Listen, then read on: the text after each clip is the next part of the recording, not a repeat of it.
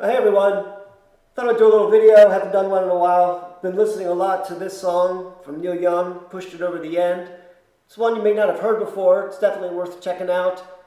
He played it a lot around 1974. The version I've been listening to is off of the newly released live album from Crosby, Stills and Nash and Young, the 40th anniversary of the so-called Tour of Doom.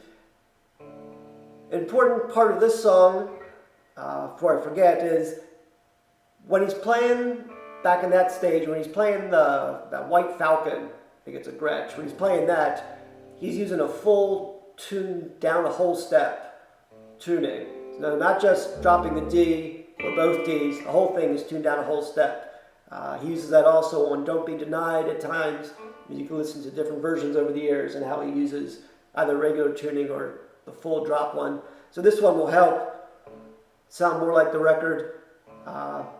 Interesting song. It's got some uncharacteristic Neil Young chord shapes and also some different stuff that he does with the soloing.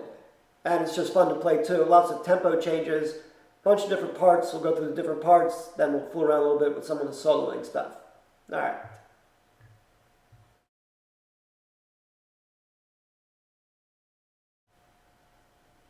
All right, the first thing we're going to do is the intro part. Start with a E minor 7th, then we're going to have a riff that goes from keeping that E minor shape, move from the F sharp with your pinky up to the G, and then a D major 7th with a riff that goes from the C sharp to D up to the E. Do it up tempo twice, then slow it down about half the tempo once, and then back up to the up tempo twice. So it sounds something like this.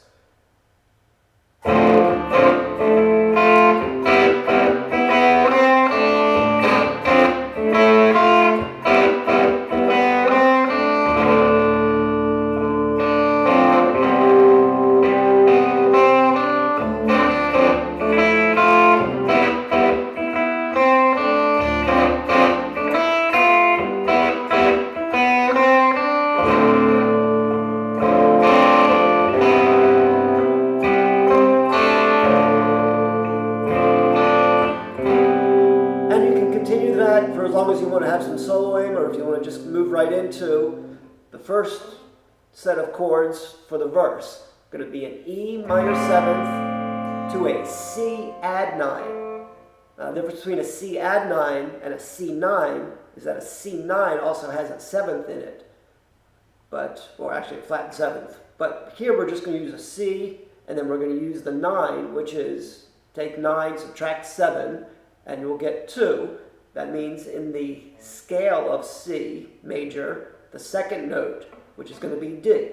So we're going to have this shape. So we've got E minor 7th,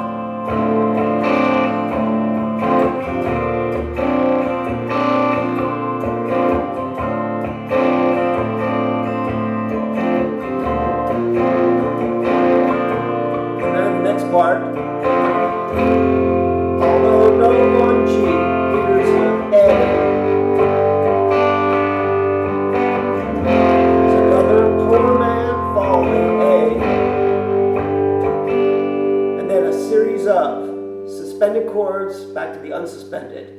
A sus4, so instead of the C sharp, which is the 3 in the A chord, we'll use the D. And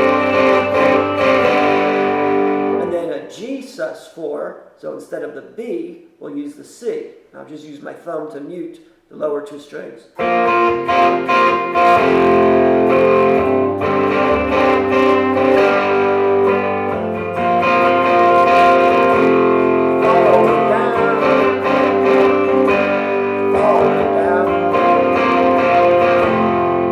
then Neil Young's part, he likes to move up and do an E with a D. Use some tremolo here. Move that D down to a C sharp. So it's essentially what we had before, just moved up for the A, moved up 12 frets. Then we slide down and we're going to have D, C, and then slide the C down to a B. So there we're going to have the 4 and the 3 of the G chord, and also the 5, which is the D.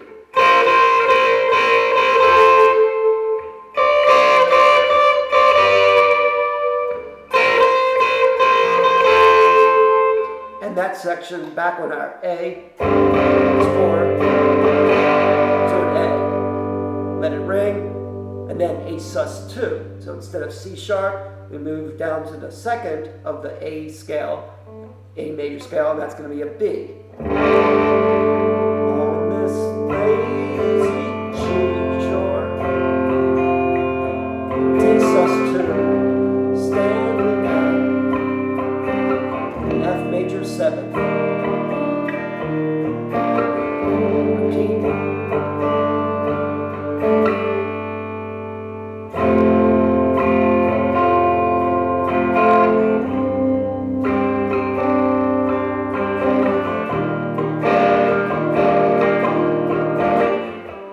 Then for the push it over the end chorus, we're going to have an A chord, another add 9. In this case, the second in the A is going to be a B, so just an A barred with the B note.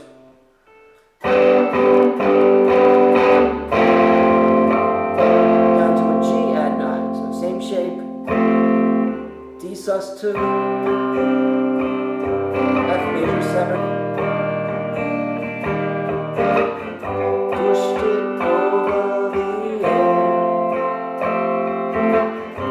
Second time through, the rhythm is going to approximate what goes on the intro, so that we can then move and repeat the intro riff, and we're going to start the whole thing over again.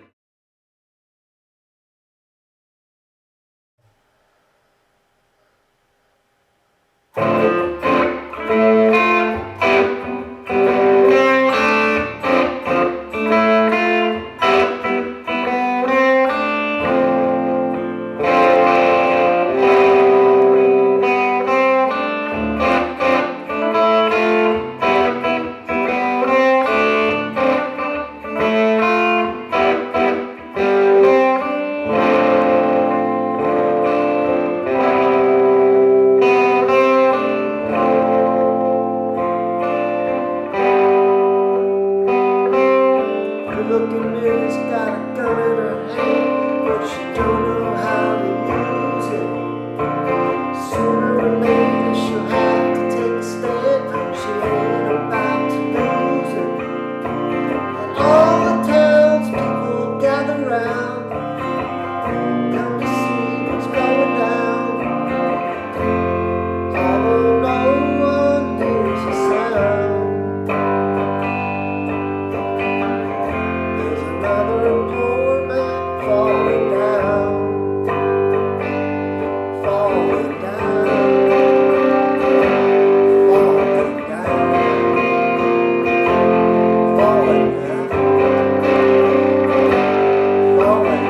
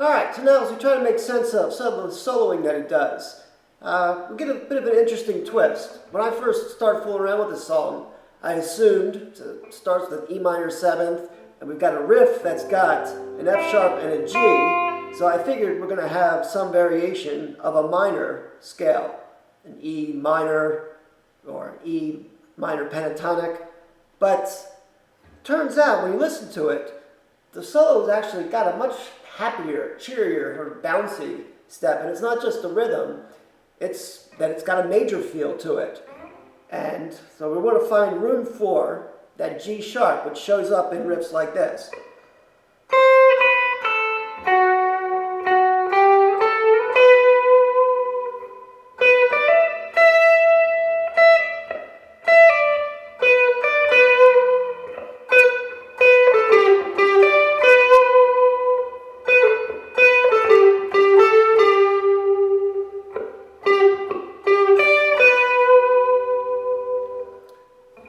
D is in there, so we've got a flattened 7th, for sure.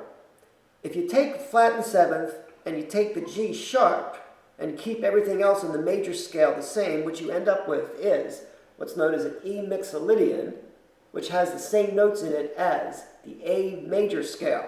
So if you just go ahead and play the notes, E, F sharp, G sharp, A, B, C sharp, D, E, F sharp, G sharp. One of the things that's nice about the soloing that he does, and it's a good thing to get in the habit of, is try not to stay planted in one position. Feel comfortable finding those notes up and down the neck and be able to move around a little bit. The soloing has, as I said, sort of a bouncier feel. At times it's almost Garcia-esque in the way in which he hops around and does some of the descending moves.